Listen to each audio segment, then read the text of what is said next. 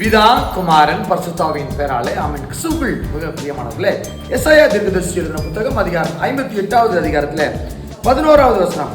கர்த்தர் நித்தமும் உன்னை நடத்தி மகா வறட்சியான காலங்களில் உன் ஆத்துமாவை திருப்தியாக்கி உன் எலும்புகளை நினமுள்ளதாக்குவார். நீ நீர்ப்பாய்ச்சலான தோட்டத்தை போலவும் வற்றாத நீரூற்றை போலவும் இருப்பாய். எல்லாரும் ஆமென் சொல்லாமா? ஆமென். நாம் கிறிஸ்துவுக்குள் மிக பிரியமானவர்களே, இது வாக்குத்தத்தமான ஒரு வார்த்தை.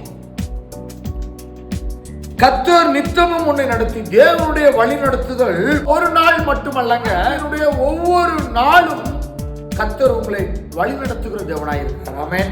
முதலாவது காரியம், கர்த்தர் நித்தமும் உன்னை நடத்தி. இரண்டாவது காரியம், மகா வறட்சியான காலங்களில், பஞ்ச காலங்களில், கஷ்ட காலங்களில், கவலையோடு இருக்கக்கூடிய காலங்களில் ஆண்டவர் உங்கள் ஆத்துமாவை திருப்தியாக்குகிற தேவனாய் இருக்கிறார். ஐயோ, நான் என்ன செய்வேன், பொருளாதார சூழ்நிலை அப்படி இருக்கிறது, காலையில் நான் எப்படி கடப்பேன் என்று நீங்கள் நினைக்கின்ற வேளையில கர்த்தர் உங்கள் ஆத்துமாவை திருப்தியாக்குகிற தேவனாய் இருக்கிறார். ஆமென். மூன்றாவது காரியம், உன் எலும்புகளை நினைவுள்ளதாக்குகிறார். உங்களுக்கு ஆரோக்கியம் வர செய்கிறார், பலப்படுத்துகிறார், பலவீனங்களை மாற்றுகிறார். இது மூன்றாவது காரியம். நான்காவது காரியம், நீ நீர்ப்பாய்ச்சலான தோட்டத்தை போலவும் வற்றாத நீரூற்றவை போலவும் இருப்பாய். எல்லாரும் ஆமென் சொல்லாமா?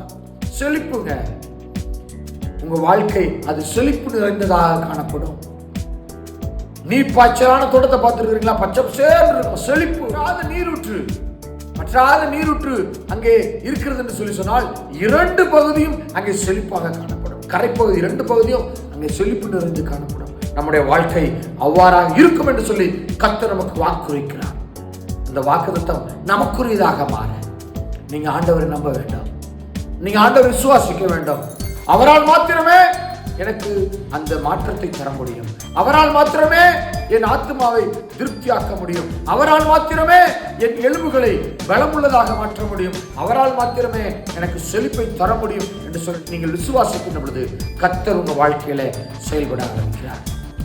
கர்த்தர் தாமே இந்த வார்த்தைகளை நம்முடையதாக்கி நம் அனைவரையும் நிறைவான வாழ்வுக்குள்ளாக, மகிழ்ச்சி நிறைந்த வாழ்வுக்குள்ளாக வழிநடத்தி ஆசீர்வதிப்பாராக. ஆமென். God bless you.